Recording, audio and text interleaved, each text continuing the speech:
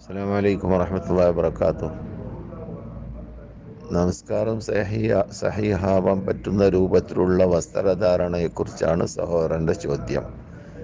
ശരീരത്തിൽ നാം വസ്ത്രം ധരിച്ചു കഴിഞ്ഞാൽ ഔറത്ത് പ്രകടമാവാത്ത രൂപത്തിൽ പുറത്തുനിന്ന് ഒരാൾ വീക്ഷിക്കുമ്പോൾ അദ്ദേഹത്തിൻ്റെ തൊടയുടെ കളറ് കാണുന്നുണ്ട്. പുരുഷനെ സംബന്ധിച്ചിടത്തോളം, സ്ത്രീയെ സംബന്ധിച്ചിടത്തോളം അവൾ മറക്കേണ്ട സ്ഥലം മുഖവും മുങ്കയുമല്ലാത്തത് മുഴുവനും അവൾ മറക്കണം, പ്രത്യേകിച്ച് നമസ്കാര സമയത്തിൽ.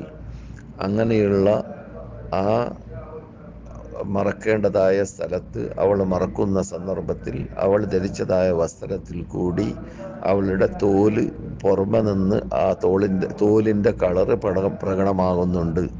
അല്ലെങ്കിൽ അവൻ മറക്കേണ്ടതായ മുട്ടിൻ്റെയും പൊക്കിളിൻ്റെയും ഇടയിലുള്ളതായ സ്ഥലം ആ തോലിൻ്റെ കളറ് പ്രകടമാകുന്നുണ്ട് എങ്കിൽ നമസ്കാരം സഹിഹാകുന്നതല്ല.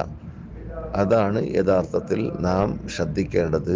വസ്ത്രധാരണയിൽ തുണി ഉടുക്കുന്ന സന്ദർഭത്തിൽ നാം നമസ്കരിക്കുന്ന സ്ഥലം കാറ്റുള്ള സ്ഥലമാണെങ്കിൽ കാറ്റിൽ കൂടി നമ്മുടെ ഔറത്ത് നമസ്കാര വേളയിൽ തുണി പൊങ്ങുകയും അത് പ്രകടമാവുകയും ചെയ്യുന്നുണ്ടെങ്കിൽ അതും നമുക്ക് നമ്മുടെ നമസ്കാരത്തെ നഷ്ടപ്പെടുത്താൻ കാരണമായിത്തീരും.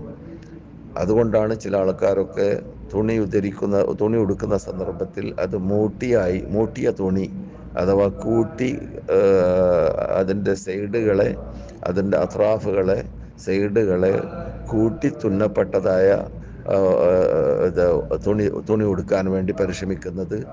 ഈ നടക്കുന്ന സന്ദർഭത്തിലോ അല്ലെങ്കിൽ നമസ്കരിക്കുന്ന സന്ദർഭത്തിലോ നമ്മുടെ ഔറത്ത് പ്രകടമാവാതിരിക്കാൻ വേണ്ടിയാണ്.